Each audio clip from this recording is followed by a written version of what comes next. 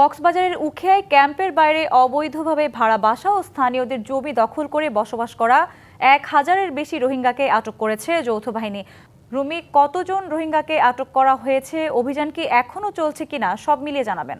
জাতীয় সংসদ নির্বাচনকে কেন্দ্র করে কক্সবাজারে সেনাবাহিনীর নেতৃত্বে যৌথ বাহিনী কিন্তু বিভিন্ন এলাকায় অভিযান শুরু করেছে। তারই অংশ হিসেবে আজকে ভোর রাত থেকে উখিয়ার পালংকালী ইউনিয়নের বালুকালী এলাকায় রোহিঙ্গা ক্যাম্পের পাশে ক্যাম্পের বাইরে প্রশাসনের অনুমতি এছাড়া বসবাসকারী রোহিঙ্গাদের আটকে যৌথ বাহিনী অভিযান শুরু করে এবং ভোর রাত থেকে এই পর্যন্ত অন্তত সহস্রাধিক রোহিঙ্গাকে আটক করা হয়েছে এবং অভিযান এখনো অব্যাহত রয়েছে।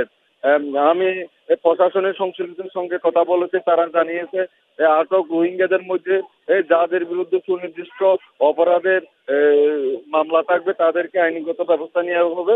আর যারা ক্যাম্পের বাইরে প্রশাসনের অনুমতি ছাড়া বসবাস করছেন তাদেরকে স্ব ক্যাম্পে ফিরিয়ে নেওয়া হবে। তবে যাদের আটক করা হয়েছে সব রোহিঙ্গাদের সঙ্গে আমরা কথা বলেছি, তারা জানিয়েছেন বিশেষ করে গত 2 বছরের মধ্যে এসব রোহিঙ্গারা নতুন করে মিয়ানমার থেকে অনুপ্রবেশ করেছেন।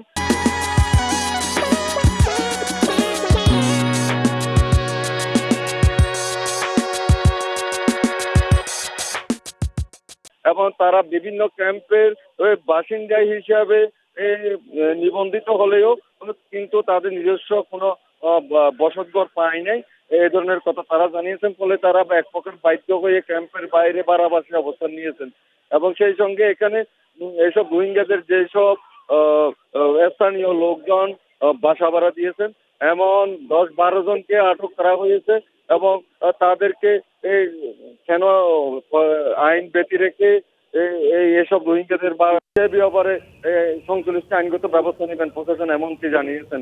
অভিযান এখনো অব্যাহত রয়েছে এবং অভিযান শেষে আমরা বিস্তারিত তথ্য সংশ্লিষ্টদের কাছ থেকে পাবো।